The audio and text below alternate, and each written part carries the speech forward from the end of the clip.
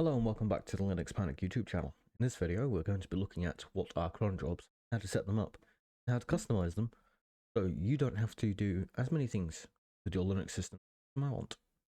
Anyway, before we proceed any further into the video, I'd like to thank my channel member Love. They get early access to videos such as this one right here, as well as a little badge next to their name, for videos and live streams that show that they support me, and they also get priority response to comments. Anyway, let's get into the video. So, what are cron jobs? Well, cron jobs are a list of automated tasks that you can set up, run on your system automatically. They are normally and only placed in a file called the Crontab or cron table, tab being short for table. So, let's start making changes. First thing we're going to have to do, open up our Crontab. Now, whether you've already done this or not before is another matter. So, first thing we need to do is clear. Make sure this is in Crontab.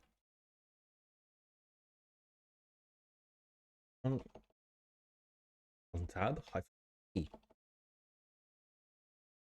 And as you can see, there is no Crontab. So, what do we want to do? Get a choice of editor. Vim, Tiny, or Nano. In my case, I'm just going to use Nano as that's going to be the easiest. As we can see here, what this is just giving us a demonstration of, because this file did not previously existed, it's generated a 23-line file for us. So, gives out some examples, output of be sent via email, it's redirected. But that's not what we want to look at. What we want to look at is setting up a cron tab. So what I will do is I will go through and show you what each part of the cron tab specifies, how to change it. So as we can see here, it has mh dom mon dow and then command. But that doesn't really go into detail about what it is. So what it actually is minute, hour, day of month,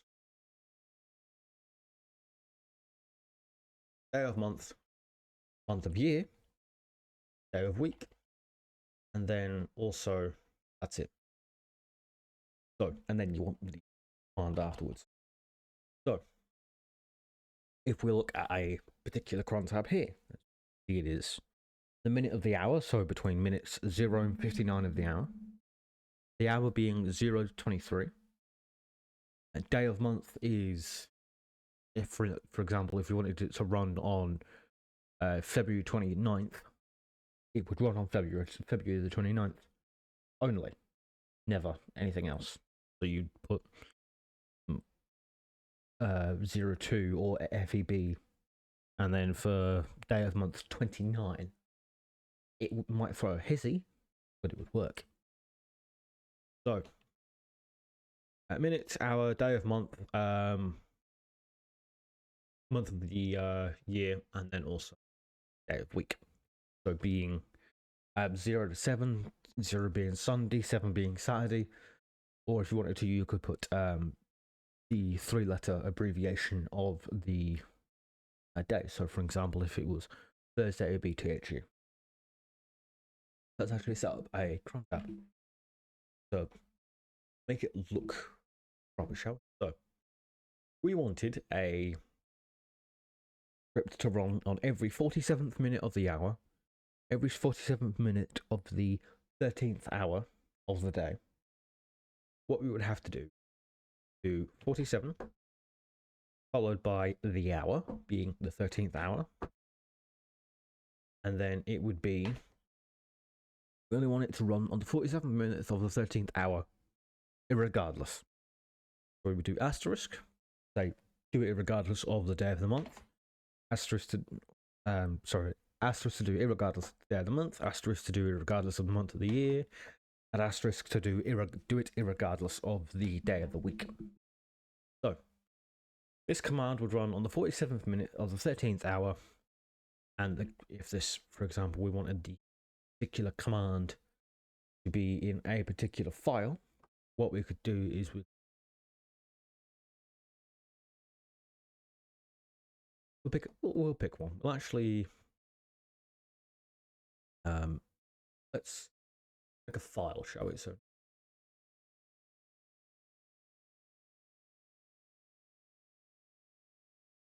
what we'll do is we'll just call it cron. So make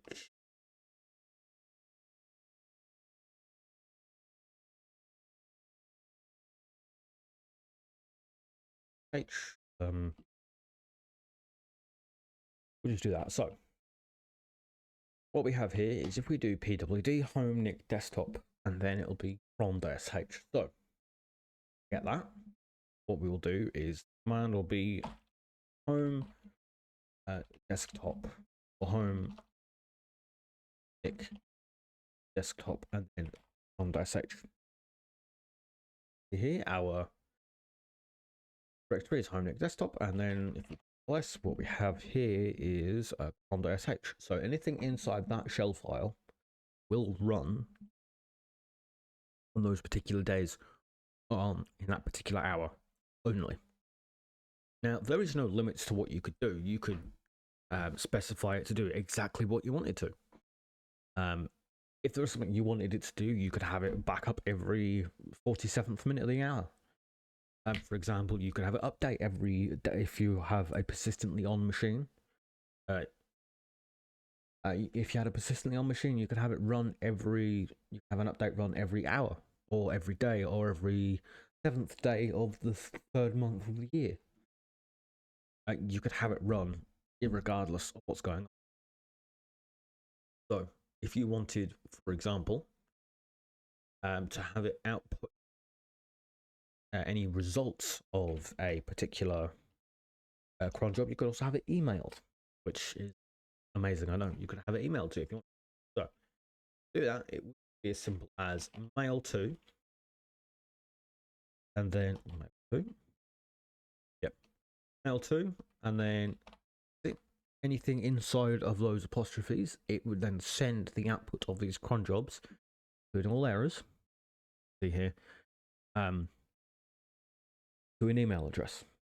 In this case, anything there, have it sent to Google, or you could have it just send it to Google if you wanted to, just to go, hey, you have a cron job that's failing, but it's not actually a cron job. There's nothing stopping you.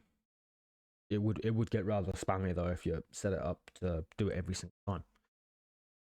But in this case, works. You could check active cron jobs.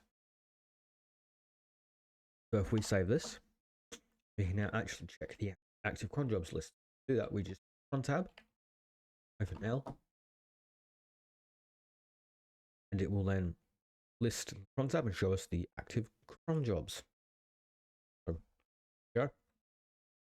If we wanted a particular job to run every single minute of the day, because why not? There's 1440 of those minutes in a day. Why not? And you would just replace all of the numbers with asterisks, so it runs every minute of every hour of every day of every month of every week or day of the week, irregardless of what you tell it to do. That throws me off because it goes minute, hour, day, month, day. What? I mean, that was how it's written. It's just what? Yeah, that part confused. So but there's a couple other ways you could do things. For example, if we open Crontab back up, let's go right back down to the bottom. If we wanted multiple scripts to run every 20 minutes, for example, what we could do is we do * every 20 minutes, then it would be hour, day, month, day. You then go, oh, I want this job to run every 20 minutes, but I also, add in the same colon, want another job to run. So if we did the same again, but decided that we wanted something called cran.sh to run, it would then run that particular script. So there is no limitation on how many scripts you could run. If you wanted individual scripts to run, you could get individual scripts to run. If you wanted things to not run, then it wouldn't have to run. If you wanted the output, what you could do is change this to then do output, then choose a path to output. So for example, home, Nick, desktop, and then choose output.log.